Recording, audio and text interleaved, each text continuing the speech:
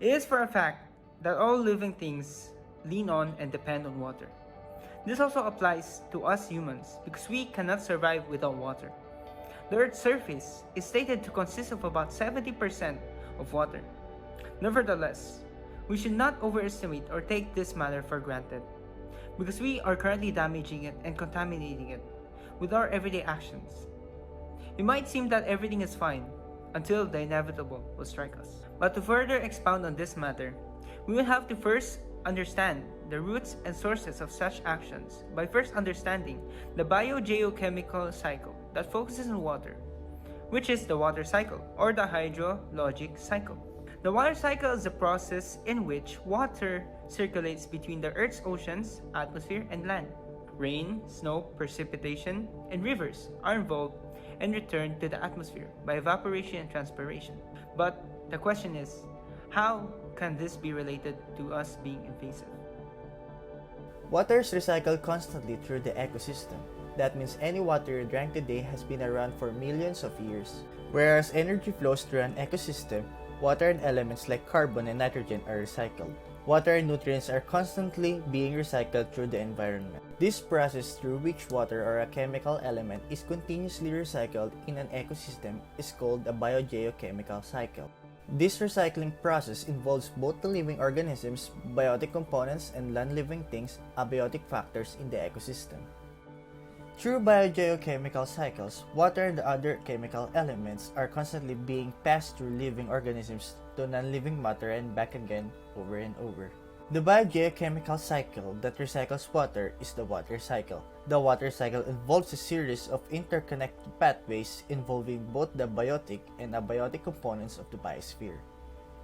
Water is obviously an extremely important aspect of every ecosystem. Life cannot exist without water.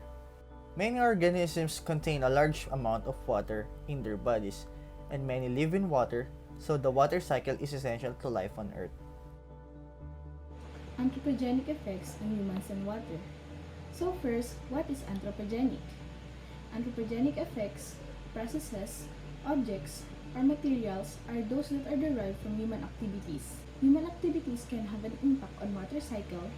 In some cases, this may have localized and sometimes global effects. A number of human activities can impact on the water cycle: damming rivers for hydroelectricity, using water for farming, deforestation, and the burning of fossil fuels. As societies change, so do scientific priorities. Water was once simply a commodity for human use and manipulation. Now, science and society have a greater awareness of how our actions impact nature. Anthropogenic influences are known sources of water pollution. It includes urban, industrial, and agricultural activities leading to the increase of exploitation of water resources, as well as natural processes such as precipitation inputs, erosion, and weathering of crustal materials that degrade surface water and damage their use for drinking water, recreational, and other purposes. The quality of fresh water in ground and surface systems is of great concern as potable water needs to have appropriate mineral content. Ground and surface water quality in rural and urban environments is affected by both natural processes and anthropogenic influences. Because of this, water is becoming scarce as the population increases across the world.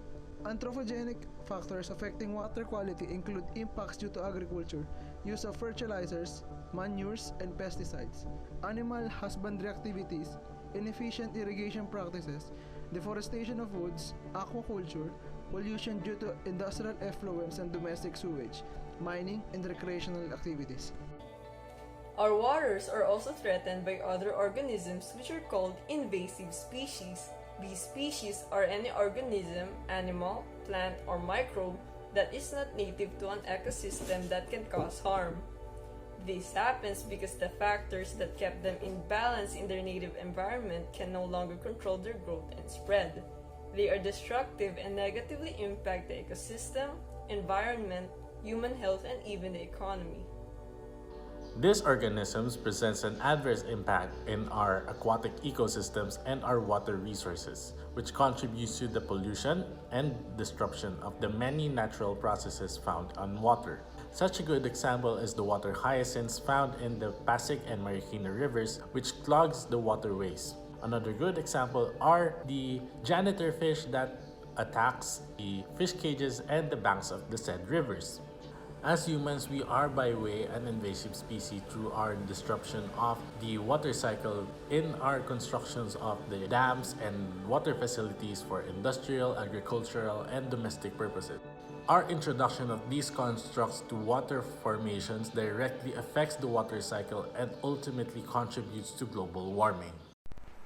Epigenetics. Epigenetics is the study of heritable changes in gene expression that do not involve changes to the underlying DNA sequence.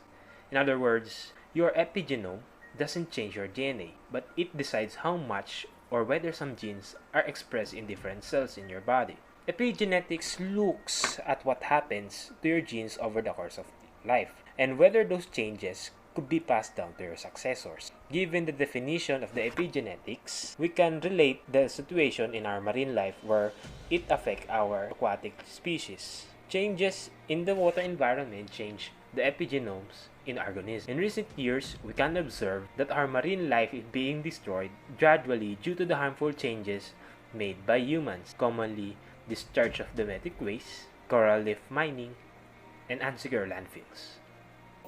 Moreover, there are many forms of epigenetic functions, but DNA methylation is the most widely studied in the field of multigenerational effects caused by environmental organism interactions. Environmental factors can cause epigenetic changes which are thought to be connected to biological invasion. Along the lines of water pollution, we can see how events like oil and nuclear spills, the creation of garbage patches, eutrophication, and other similar events can put marine ecology in danger. These activities have a significant impact on marine organisms both environmentally and physiologically.